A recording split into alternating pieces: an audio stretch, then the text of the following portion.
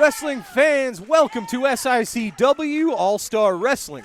I'm Drew Abbenhouse here with Lucky P. Larson Esquire, the boss. That's right, the boss that runs SICW. I don't know about that. That's Mr. Herb Simmons. You know that. But only because I let him. Yeah, today we've got a great episode for you, fans. It's our TV main event will be Bobby D defending against our Central States title against the Purple Haze, Andrew Anderson. Last week, a man who said he doesn't even care if he wins the title. He's here to hurt, maim, and destroy Bobby D, and I'm going to love every second of it. Well, we'll see. That's your main event. We're also going to see Peyton Ayers in action, the recent addition to Devastation Incorporated. And I hear he's got a surprise. Is it for you? Is it gear? Yes. Has he got Yes. new gear for you? Yes. Oh, good for you. Billy McNeil, the very popular high flyer, is here. He is in action. Did he bring his teeth? Big Joe Helms, your man, the hired gun, is here. He will have a match today. If you want to call it a match, there is nobody in SICW more destructive right now than Big Joe Helms. There you go. We'll see that later today. Ladies and gentlemen, it's time for our opening match. Let's head right to the ring. Ladies and gentlemen, your opening contest set for one fall, 10-minute time limit. Introducing first, from Gary, Indiana, at 243 pounds, Big Nasty Glenn Williams. The 2022 Rookie of the Year. And his opponent is from New York City, weighing 245 pounds. He's the Boogie Woogie Boy, Gary Valiant. Are you sure? Because normally we've got at least a 10-minute entrance from Gary Valiant. This is a TV taping. We don't got time for that. No. Straight to the business. I don't know if he's going to be able to handle this with no entrance. Now, this should be good. Both of these men are about the same size. Oh come on. Oh, brother. Well, hey, this is mental warfare. You look at Trust me, nice nobody knows the mental warfare of the Boogie Woogie Boy Gary Valiant better than me. You ever get kissed like that? More times than I care to think about. Yikes. Look at this. He's an unorthodox competitor. You think? You think you know what's coming at you, but then... Oh, trust me. I know what's coming. At some point in this match... Oh, look, he bit his hand. I know what's coming. Just put the kids to bed. Uh-oh. Oh, there you look go. At that. Very nice single That's arm. a Rookie of the Year move. Single arm DDT from Big Nasty. He calls that the armbar of the year. Huh. And that's the back punch of the year. You know, we actually don't have a Rookie of the Year. Of course we do. It's Big Nasty, that's Glenn not Williams. A thing. You just made that up. That's right. Rookie of the Year, Glenn Williams. We don't have that. Yes, we do. All right. Are you calling him a liar? That's what I thought. Yeah. I'm going to tell him you said so. See, I voted for Big Nasty. Where? What? There's no votes. Yes, there is. All right. Look at this. Big Nasty, though, he's, again, he's a trainee of the Ace Wrestling Academy, so he's got some tactics. And well, you see at least he's they got trained things somebody going right. in his favor against Boogie Woogie Boy. At least he trained somebody right. You can't be running. Don't jaw jack yes, against he wasted too much time there. Veteran like Airy. Whoa, look at that. Swept Williams' feet right out from underneath him. See, this is what I can't stand. No, it's a little bit of Dusty Rhodes here. He's getting the energy going. Actually, I think Boogie Woogie I Man. think it's the Boogie Woogie Man, Jimmy Valiant. Look at this. Oh my gosh, I'm going to throw Boogie up. Woogie slap to the face sends Williams to the mat. I'm going to be sick. Well, turn the other way. Come on, Glenn. Williams into the rope. What's he got here? Oh, that's a running diamond cutter type maneuver. You don't even know what it's called. For the three. What's it called? It's called the Boogie Blaster. Well, there you go. Thank you. The Boogie Blaster getting the job done for the Boogie Woogie Boy, Gary Valiant, today on All-Star Wrestling. Yeah, well, he's still not the Rookie of the Year. That's Williams Big Nasty, Glenn Williams. has yet to win a match and actually is yet to come close to winning a match. That's not true. Yes, it is. No, it isn't. He just hasn't won a match on television lately. All right. Well, ladies and gentlemen, let me head to the ring. I have the unfortunate task of getting some words from Devastation Incorporated. You should be so lucky. Ladies and gentlemen, I am here with Devastation Incorporated. It is the Merchant of Violence, Stephen E., with Sheik Prater, with Peyton Ayers, with our classic champion, Attila Khan. Steven. Dr. Drew, the world has been turned over. Everybody has been paying close attention to the internet. Everybody knows what's happening in the Middle East. Well, let me explain something to you. My investors in the Middle East have been very proud of what we have accomplished here at SICW, and they sent me over a personal gift, something for me. And I thought that it was fitting today that I could come out here and show the world what I got. What do you got? And you being a world traveling man, you, my friend, can tell everybody what this is. Is that the Yes. Is that the Afghani flag? Yes, that's the Afghani flag. My investors are deep in Afghanistan and the Middle East. And everybody out there knows that when you come to America, you talk to Devastation Inc. because Devastation Inc. is taking over the world of professional wrestling here in the United States. As a matter of fact, we've already started in Connecticut. Guess what we're here to do? We're here. I want to have a personal sit down with Herb Simmons. Yes, with Herb Simmons. I want to talk to Herb Simmons because my investors have given me the go-ahead to make an offer for SICW. What? That's right. That's right. I'm going to be sitting down with Herb Simmons, and I want to talk about how big I can make his pockets. I don't even know what to say about that, ladies and gentlemen. I don't know what SICW is in store for here. I don't know what you've got planned, but It's easy, Dr. Drew. I told you months and months ago, we are here to take over. We are Devastation Incorporated. God help us all. It's time for Peyton Ayers to have a match right now. Let's head to the ring. Ladies and gentlemen, this matchup set for one fall with a 10-minute time limit. Introducing first, accompanied to the ring by the Merchant of Violence, Stephen E., representing Devastation Incorporated from Egypt, weighing 315 pounds, Peyton Ayers. His opponent is from Carbondale, Illinois, weighing 225 pounds, David Lee Walker.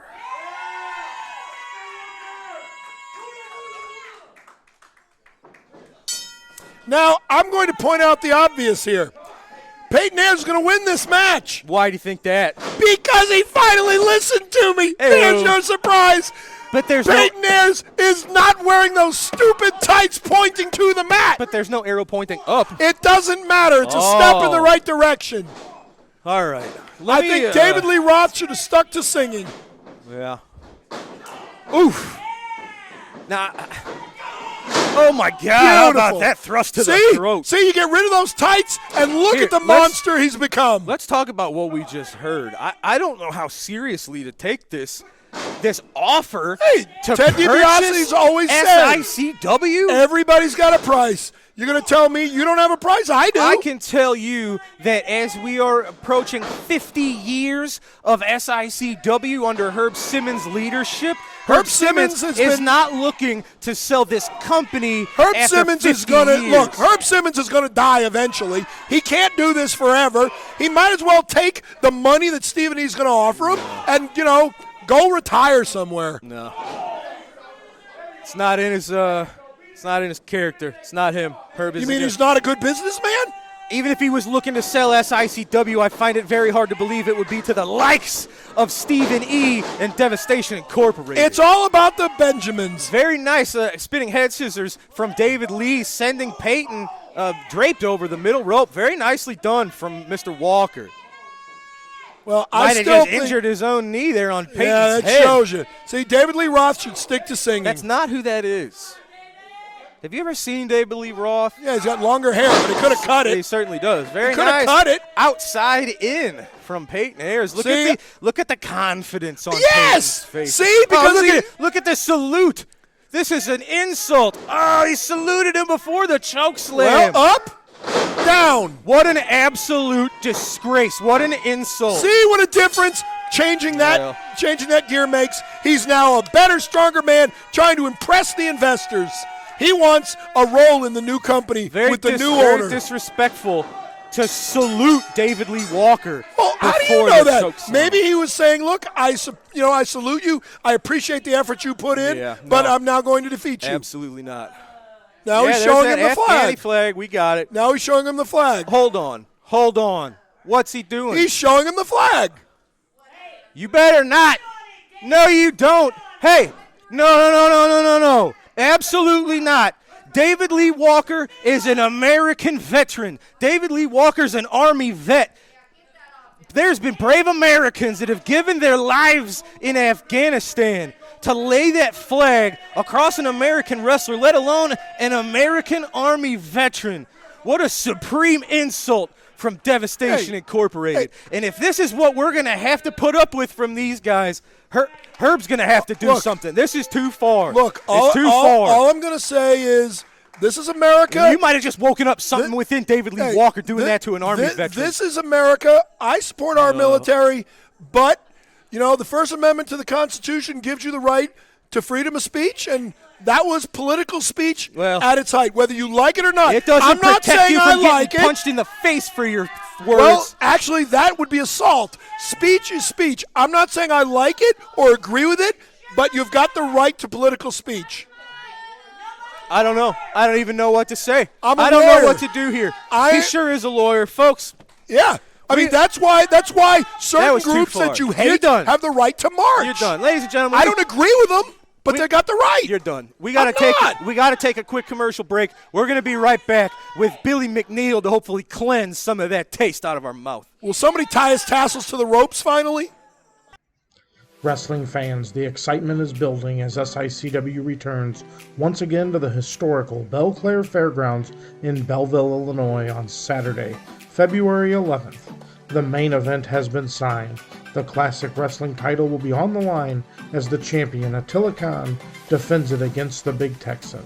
These two have battled several times, only to have outside interference from other members of Devastation Incorporated and the Dogtown Underground.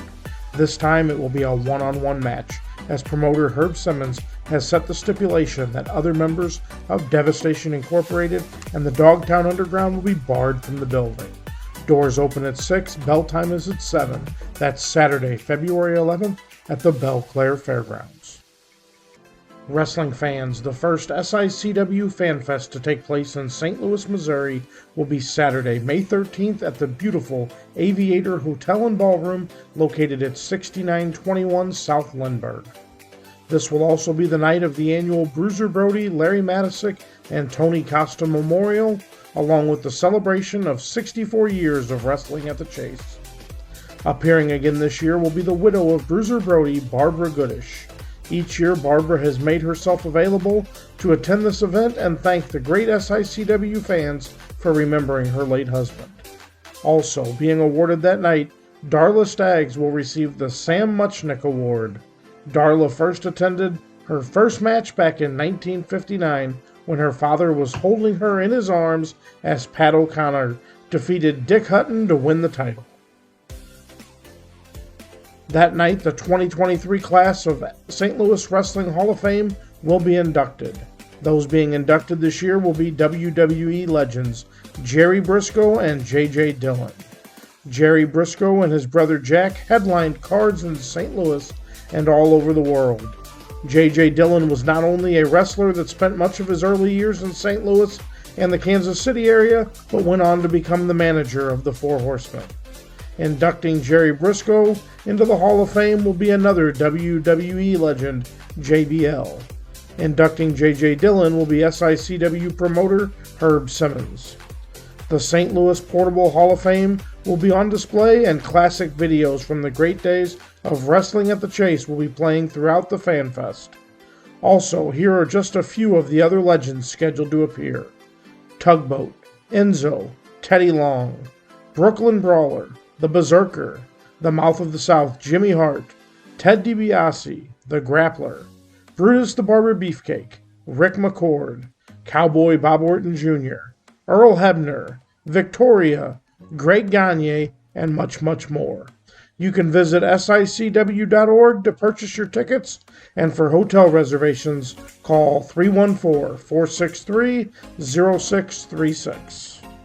Ladies and gentlemen, this matchup set for one fall, 10-minute time limit. Introducing first, from Nashville, Tennessee, weighing 240 pounds, he is the Tennessee Hangman, Larry Cooter.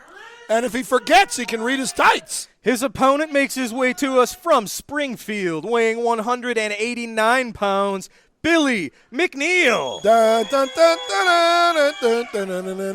I will say this. I give Billy McNeil credit for one thing.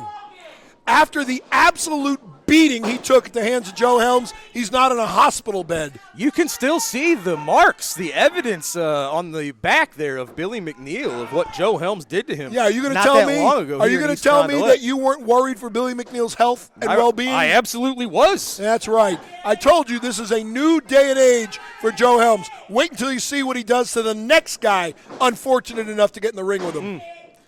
Billy McNeil, there he is. There's that quickness, the speed advantage, which is what he's going to have to use against this gentleman here, Cooter. You know what the else? Tennessee Hangman. You know what else? He's giving up 50 pounds. You know what to the else Tennessee Billy McNeil Hangman. could use against him? Tell me. His teeth. Well, all right. You're obsessed with certain aspects of certain people, and I don't understand it. Because I am a student of this game, and I You're take every advantage I can. Student of teeth. Well, certain people's. Oh, Billy McNeil telegraphed that drop kick. Cooter held on to the top rope. Don't you just love saying that name, though? Cooter. That's kind of a cool name. It does Cooter. come off the tongue, kind of. Yeah, Cooter. Yeah.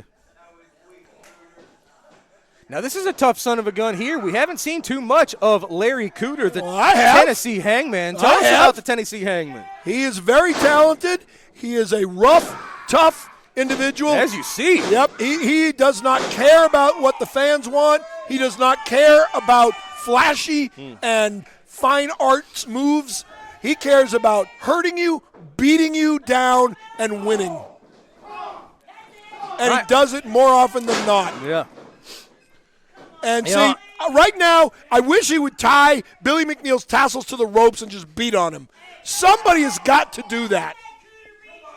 I have to admit, it's difficult for me to work up a little bit of enthusiasm for this match as much as I like Billy McNeil with what we just saw done to the Afghani flag. And let me state for the record. You mean you feel bad for the Afghani flag? I feel bad. We don't knock any Afghani people. We're not have anything against the wonderful people of Afghanistan.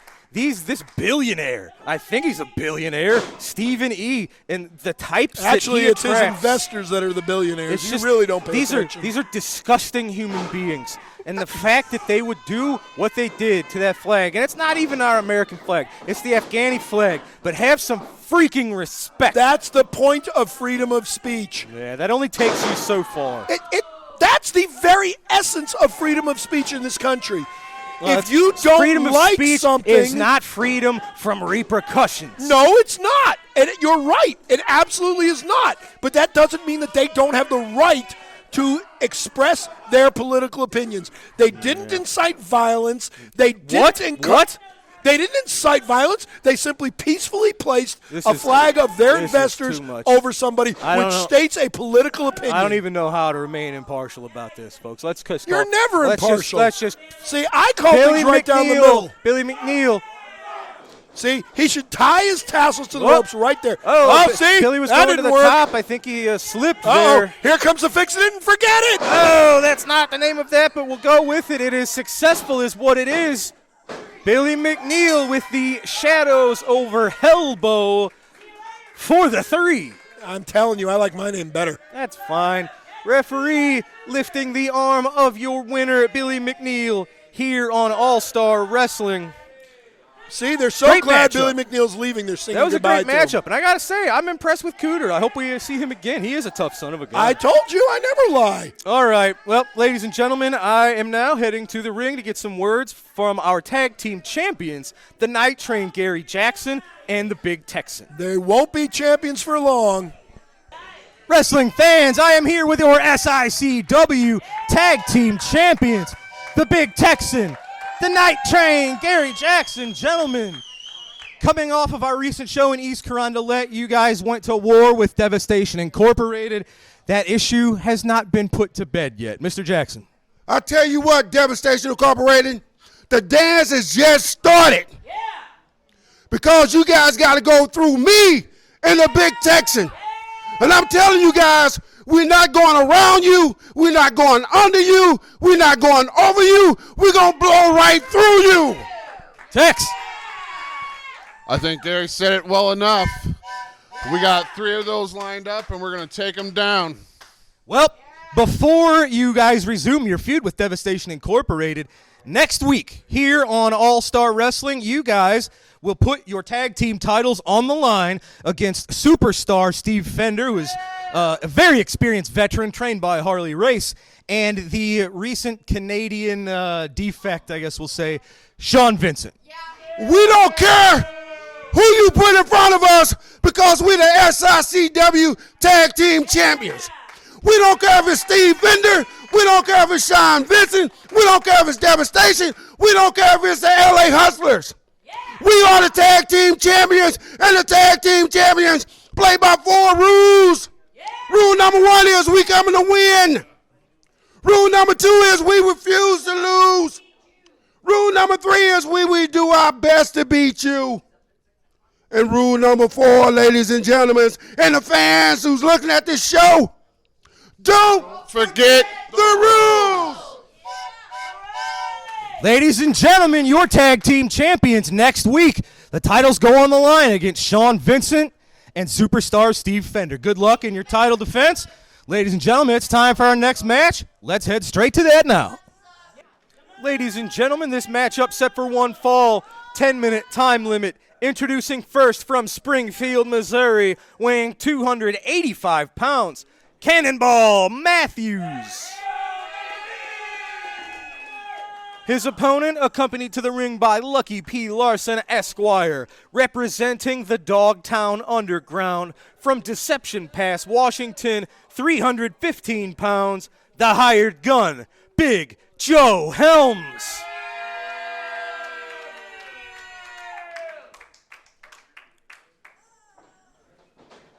Referee Nick Ridenauer called for the bell. It is Big Joe Helms taking on Cannonball Matthews. This is a heck of a test for both of these men. Big Joe Helms has been on a tear recently. He is a destructive son of a gun. However, look at the frame, the physique of Cannonball Matthews, and you have to assume his expertise is amateur wrestling with his gear there. And you have to imagine if he just rested on his laurels, if he relied on his amateur wrestling skills against someone like Joe Helms, use his weight, might have some success here. Make Joe use that energy.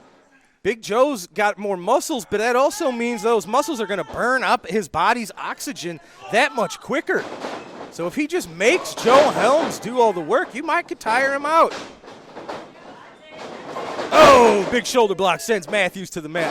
I'm just trying to figure out a way for anybody to get one up over Big Joe Helms. I don't know. We haven't seen anybody that really can stop him. And we've seen him team up with Kowalski on a handful of occasions. If they become an actual full-time tag team, I think they'd be unstoppable. 2 destroyers. Nice chop. You can hear it. You heard the screams of agony from Cannonball Matthews. Look at Lucky P. Larson. I don't know if the camera can pick that up. He's just sitting relaxed on the ring apron. What a jerk. That chop was vicious, though, and you can tell he is enjoying the work of his hired gun. Look at this, just punches to the face. Joe Helms, oh, can he get him over for the power slam? Yes, he can. For the 3, wow, very impressive to lift a man the size of Cannonball Matthews and turn him over with the power slam. Very impressive. Lucky P. Larson leading his man, the hired gun, to victory. Big Joe Helms continuing his path of destruction here in SICW. We're going to take a commercial break now, ladies and gentlemen. When we come back, we are going to take a trip to this week's Promoter's Corner right after this break. Wrestling fans, on Saturday, March 25th, WWE legends Mr. USA Tony Atlas and Cowboy Bob Orton Jr. will be in action at the Ionide Temple in East St. Louis as they join the Shriners in sponsoring their fundraiser.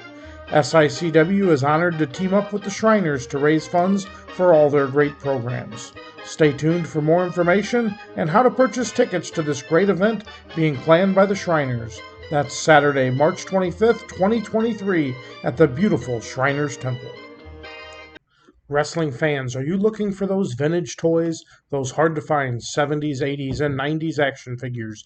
G.I. Joe, Teenage Mutant Ninja Turtles, Star Wars, Transformers. Look no further than Snyder Toys. They will have what you're looking for.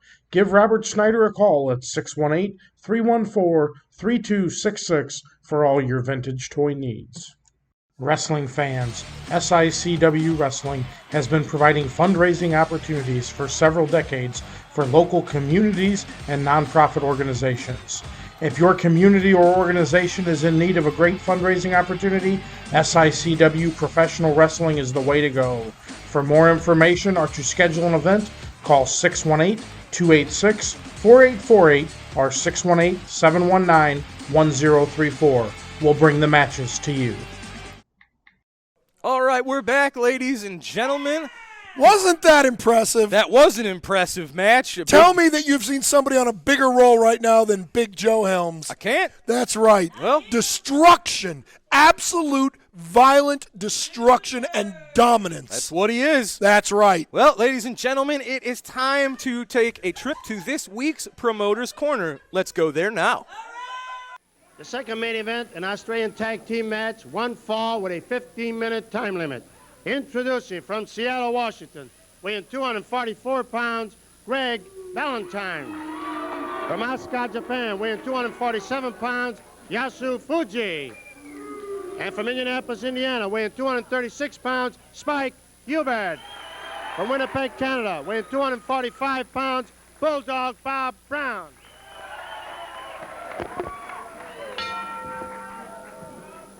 Spike Huber and Bulldog Bob Brown go against Greg Valentine and Yasu Fuji. Fuji hasn't been on Wrestling at the Chase for about 6 or 7 years, and in that interim, he's done a lot of wrestling in Europe, in England in particular. Valentine circles with Huber. Valentine hasn't been here in person for almost a year. Valentine leans into Huber, pushes Spike to the ropes. The referee trying to get a clean break from Greg Valentine and gets one. Greg Valentine. Boy, Valentine, there's one of the famous names in wrestling history. Greg's dad, Johnny, had so many great battles here in St. Louis. So many sellout crowds. And Greg certainly carrying the name well. Greg's been on top in main events both here, all over the East Coast. Headline programs in Madison Square Garden in Tokyo, Japan. Top line talent, no question about that when you talk about Greg Valentine. Valentine pitches Huber to the ropes. Valentine misses the elbow. Huber, flying scissors, shades of Lou Thez. Valentine manages to throw Huber off. Good move by Spike Huber. Greg Valentine takes a long look at Bulldog Bob Brown. How many matches did Lou Thez win that way? The former St. Louis resident, a St. Louis native, and 6-time former world champion. Thez now living in Newport News, Virginia. Valentine catches Huber with a knee lift. Valentine lifting Huber on the inside. Oh, a type of rib breaker, really. Looked as though he were trying to aim for that floating rib. Of course, that can be a very punishing blow whenever you land in that floating rib area, and that's what Valentine was aiming for, and he hits the same spot again with a knee drop. Here comes Yasu Fuji with a kick. Fuji working on the side of Spike Huber, and then Fuji with a bear hug on Huber. Let's see how sharp Mickey is now.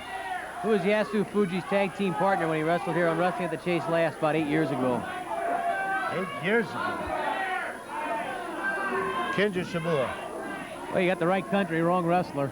That's good. If it had been the St. Louis Browns, you could have told me. Now, Chatty Yokouchi, remember him? He was killed in an automobile crash a few years back, but Yokouchi and Fuji came over together from Japan and were tag team partners throughout the Midwest. They split, went their separate ways, and Yoko Uchi, unfortunately, passed away in an automobile accident. Tragic thing. Young wrestler with a lot of potential. I'll tell you, you're something else. You gave me something 8 years ago. I have trouble 8 minutes ago. What I did, I remember coming in the side door.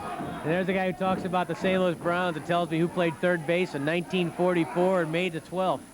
Yeah, we know, Mick. Greg Valentine with that rib breaker again. Of course, Don Lenhart's the guy who tells Mickey all that stuff about the Browns. Mickey was too young. He doesn't remember. Brown came to the rescue of Spike Huber. Lenhart was just as slow then. Look out, oh, Valentine and Huber both a little bit out of control as Valentine came careening off those ropes.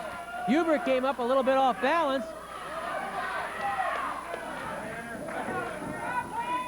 Valentine going for the suplex on Huber. He gets Huber to the air, and there it is, the suplex by Valentine. Huber might not have needed help. The Brown was taking no chances, and now Valentine goes after Brown. Greg Valentine and Bulldog Brown battling, while Fuji gets a hold of Huber and strangles him over the top rope. Brown battering Greg Valentine. Of course, here comes Huber looking for a tag. Nobody's home. Brown and the referees are in it as the referees trying to chase him out of the ring. Here comes Fuji. And I'm not altogether sure that Bulldog Brown didn't do his partner more harm than good. Valentine again grabbing Huber and slamming him down, this time the stomach right into the knee. And I'll tell you, Huber's stomach and ribs have really taken a battering from Greg Valentine. Huber's thigh caught the ear of Valentine. Valentine going for the second suplex. Huber blocking it. Huber, nice block, and a suplex of his own on Valentine. Good move by Spike Huber. Fuji there to break up a possible pin.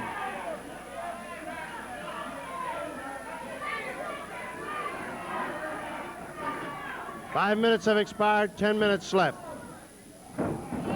Huber hits the ropes. Oh, and Valentine clotheslines Huber as Spike comes flying off. Valentine covers. Huber gets the shoulder up. Valentine twisting the head of Spike Huber. He looks like Johnny. Not quite as big, but a very strong and powerfully built, compact young man, Greg Valentine. And now Fuji tagged into the ring, continues the assault on the neck of Spike Huber.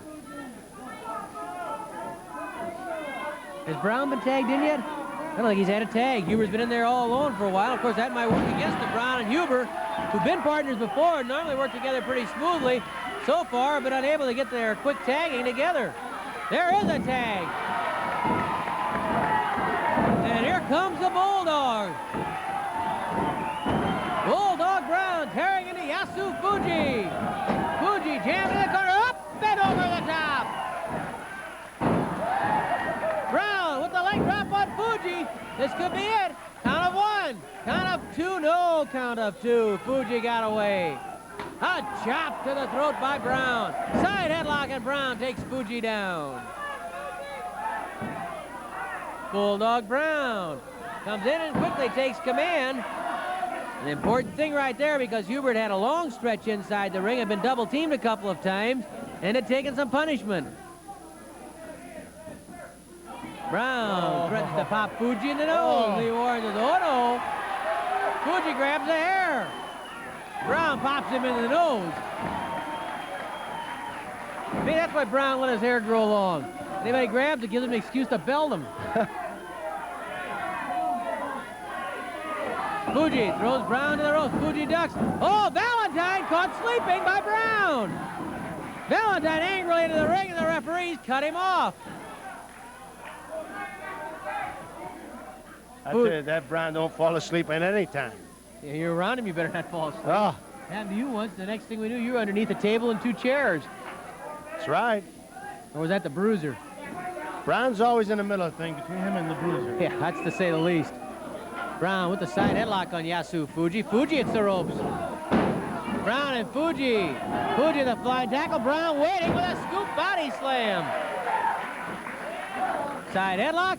Brown back in control. So the referee dived right into to check those shoulders. Good work by Lee Warren.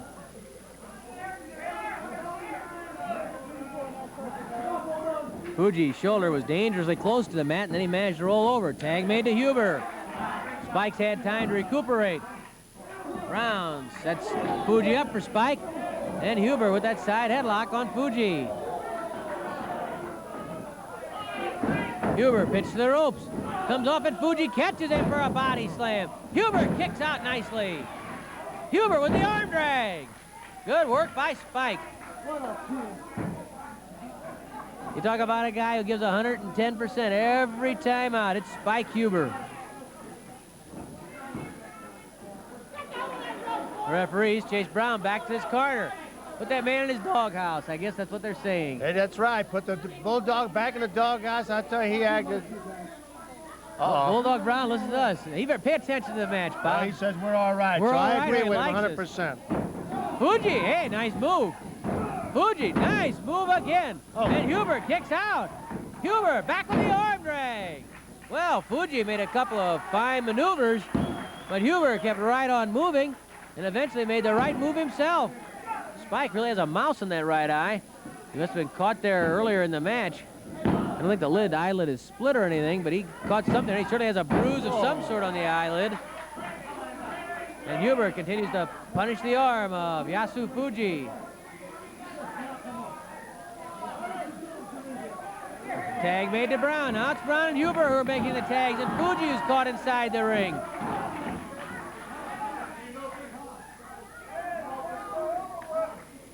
Brown punishing that arm, twisting it, and then the pump handle. Joe Milich would be proud. A chop by Fuji. Another chop by Fuji. Brown trying to hang on that arm, and Fuji, with the chops, is able to get enough maneuvering space that he gets over to Valentine. Oh, Valentine pops that forearm right on target, then the elbow. Valentine with the elbow to the head. 10 minutes have passed, 5 minutes left. Valentine covers Brown. Brown's foot is on the bottom rope. Valentine comes off the rope. There's the big elbow. His dad called it the brain buster. The first one to really use the elbow a lot. He called it the brain buster because originally he delivered it strictly to the skull. Now you'll see that elbow delivered everywhere, but there is where oftentimes it's most effective. Valentine squeezing the head of Bulldog Bob Brown. Huber urging Brown to get over and make a tag.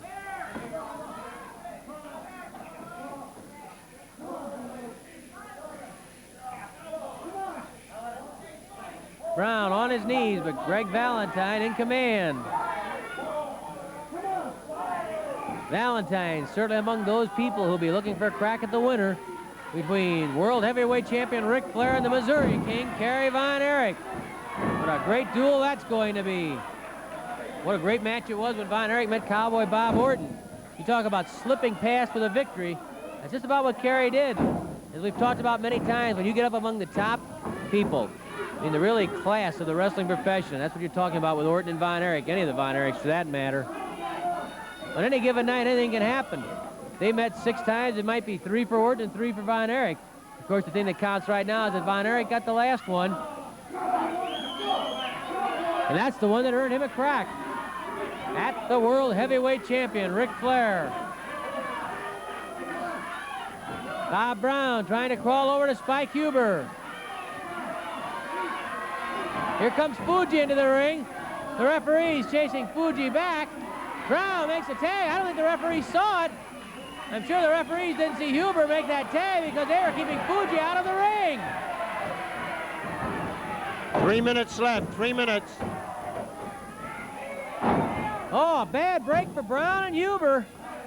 The referees were trying to keep Fuji back where he belonged, and when Brown was able to get over and make that tag, the referee simply didn't see it. And Brown is still caught in that ring.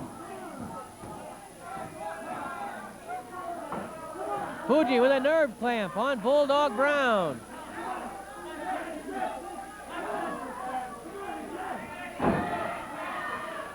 Fuji stomps on Brown's hand.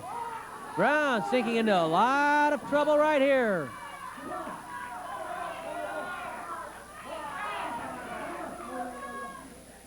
Fuji digging in, trying to wear down the Bulldog. Boy, those elbows of Valentine will really be effective now if he can bang him into that same area that Fuji's punishing.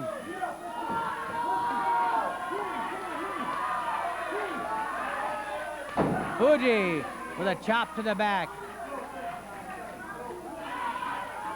Fuji still digging in. Oh, Brown jabs the eyes. Fuji trips Brown. Here comes Valentine into the ring. Was the tag made? Yes, the tag was made. Valentine's the guy who belongs in there. Greg Valentine and Bulldog Brown toe-to-toe. Brown staggers back to the corner and Fuji drops him.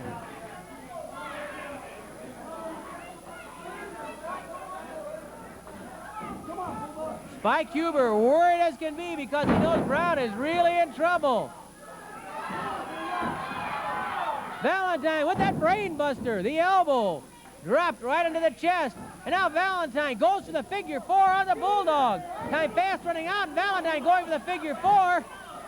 Valentine realizes he can't get it and drops back on that ankle. 1 minute left, 1 minute. Valentine trying to punish that leg. There he goes for the figure four again. Tries to split the legs and drops back, scissoring the knee on Bulldog Brown. Brown trying to get over where he can tag Spike Huber, and Valentine trying to stop him.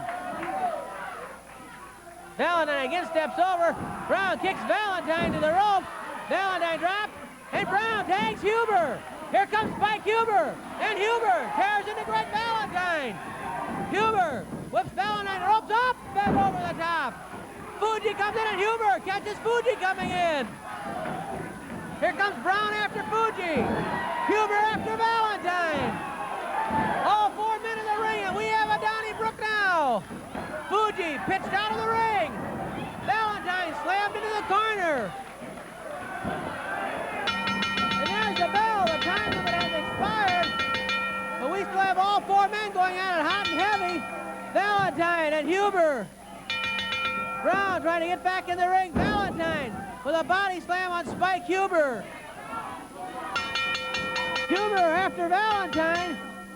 Spike Huber still trying to get after Greg Valentine, but the referee's restoring order. The time limit has expired. The match is stalemate. And we'll make it official by going to the ring and talking with none other than Mickey Garagiola. With time running out, the referee declares the match a draw.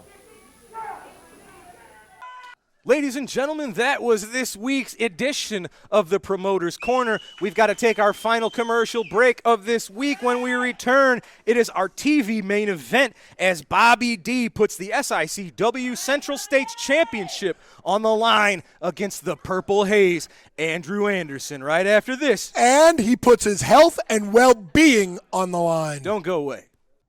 Wrestling superstar Bobby D now has his own line of apparel and his own online wrestling merchandise store. Visit www.bobbydwrestling.com for all of the great wrestling memorabilia from Belleville's own Bobby D. Wrestling fans, be sure to check out another great SICW sponsor and 2 great bars and restaurants in Belleville. Visit Cutter's Bar, located at 239 Carlisle Avenue, for their great pizza specials. And don't forget to stop by Tim and Joe's, located at 6500 West Main, every Tuesday for their steak night. When looking for a great place for food and drink, look no further than Cutter's and Tim and Joe's. Tune in every Sunday night right after SICW All-Star Wrestling for the Falls Count Everywhere podcast, streaming live at 9 p.m. Central Time on Facebook and YouTube. Join your hosts, the Gym City Mouth, Z-Miz, and ring veteran Rough Cut Rick Ruby as they bring you notable backstage news from the wrestling world, promoting upcoming wrestling shows from other companies around multiple local regions, and an in-depth interview with a featured guest in the professional wrestling industry every week. Follow, like, and subscribe to Falls Count Everywhere on Facebook and YouTube, also available on Twitter at the FCE Podcast. Ladies and gentlemen, your TV main event is set for one fall, TV time remaining, and it is for the SICW Central States Championship. Introducing first the challenger from New York City, weighing 284 pounds, the Purple Haze, Andrew Anderson. His opponent is from Belleville, Illinois, at 281 pounds. He is the Bruiser Brody Memorial Battle Royal champion, and he is your reigning, defending, SICW Central States champion, Bobby D. See if you can get it in before Andrew Anderson beats him to a pulp. I did. Andrew Anderson, I've known this man for a long time. He is a brutal, brutal man with no sympathy at all. Look at the clothesline. And what would it mean to SICW? He says he doesn't care about championships, but as the Central States champ, you represent not just SICW, but this Central States area. What would it mean if, that falls under the umbrella of Kevin Sullivan? Well, I think that would be great. Kevin Sullivan's from the world's greatest city, Boston, Massachusetts. He knows what he's doing. He's smart. And nice shoulder block sends Andrew to the mat. The purpose of this is to show that flash in the pan, Flash Flanagan, that no good interfering twit. That he can't stand in the same ring with this man. He's got the evil in him, and this man's going to bring it out. You heard him. Look at Andrew Anderson enjoying his handiwork there. Well, sure, wouldn't you? It depends. Looking for a vertical suplex. He and gets finding it on the champion. I thoroughly enjoyed seeing Bobby D get eliminated in that six-man match. He got pinned in the middle of the ring, 1, 2, 3, clean as a whistle, shows it can be done, and now Andrew Anderson's going to do the same thing. It wasn't clean as a whistle. They hit him in the head with a championship belt. Did the ref see it? Then it was clean as a whistle. That's not how that works. Look at Andrew Anderson. This is the viciousness, the aggression that we've heard so much about. I'm just learning about Andrew Anderson. Of course you are. His reputation has preceded him for years, but now seeing it live, up close and personal, it's just on another level. I've known this man for years. He's a personal friend of mine. I doubt that. Why don't you ask him? You also doubt that I know Missy Hyatt. Well, she's a little more friendly than the Purple Haze is. I don't see Purple Haze having a lot of close friends. Maybe Kevin Sullivan. Well, Bobby was going Missy for is a little more that friendly leg than drop. Andrew Anderson. All of my years of watching both of them would suggest that. We'll just leave that one alone. Fair enough. She is friends with me, though. We won't hold that against her. Bobby D kicking out at 2. You know who else is good friends with me? The genius Lanny Poffo. Have I ever mentioned that? Yes. Oh. You are indeed a name dropper and a clout chaser. Andrew Anderson, Bobby's got to do something to get this thing swinging in his momentum. No, he doesn't. He can just lose. Before the bell even rang, Andrew Anderson just jumped your Central States champion. Yes, it's a veteran move. And he's not giving him one chance to go. He should choke him with it. See? I love it. He's doing exactly what I said. See? Bobby D's stupid. He wears a shirt into the ring. He choke him with it. Think alike. Evil minds also think alike, ladies and gentlemen. Hey, if you're going to put me in the same category as Kevin Sullivan, I'll take that as an honor. Bobby D, this is the heart of the champion that I'm talking about. Bobby D was just being physically punished for 5-6 minutes, and you got to dig down deep.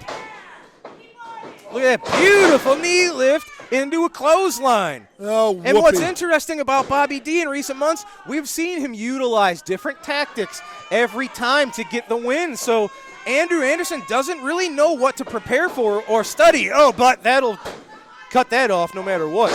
See, and the ref didn't see it. I love it. Well, he's going to see this. Oh, no, he's got the spike. Oh, but it's Flash Flanagan. Now he should win. No. Andrew Anderson did not use the spike. Flash Flanagan interfered. That's the battle right where it left off from this past January. Yeah, and here comes the big man. Here comes the big man. He told him he was going to pay. That's it. That's it. Beat him. Beat him down. Come on, Flash. Beat him down. Let's see what you do here. Yeah, you got two giant men destroying one coward. There you go. Beautiful. Beautiful. I love it. Absolutely despicable. Absolutely wonderful. Flash Flanagan brought this on himself. Hold on. He interfered What are they doing? in our business. What is he doing? He's Shut about up. to squash him like a bug. Going for the cable. Bobby, yes. He nails it. Beautiful. Absolutely beautiful. Look at Andrew Anderson. This might have been Do it what again. he had planned the whole Do time. it again. He is doing it again. Beautiful. Yes. 9.8. I love it. I love it. See, he told you he didn't care about winning that title. You know what this tells me? That pretty much all of you scumbags know that you can't beat Flash Flanagan one-on-one. You all need help, and you know it. No. This reeks of insecurity. Hey, Flash Flanagan brought this on himself. Well, he interfered in a situation that had nothing to do with him. Make sure you remember that when you get what you get. That got me so well flustered. said, Dr. I'm so Drew. beside myself. See, Shut up. Exactly. Yeah, you might learn something. He said he did exactly what he said he was going to do. He didn't care about winning this belt. You're done. We're getting out of here, ladies and gentlemen. That's going to do it for today's episode. We'll see you next week. Thanks for joining us. You may For not Lucky see Pete, Flash I'm next Drew week. Abbenhouse.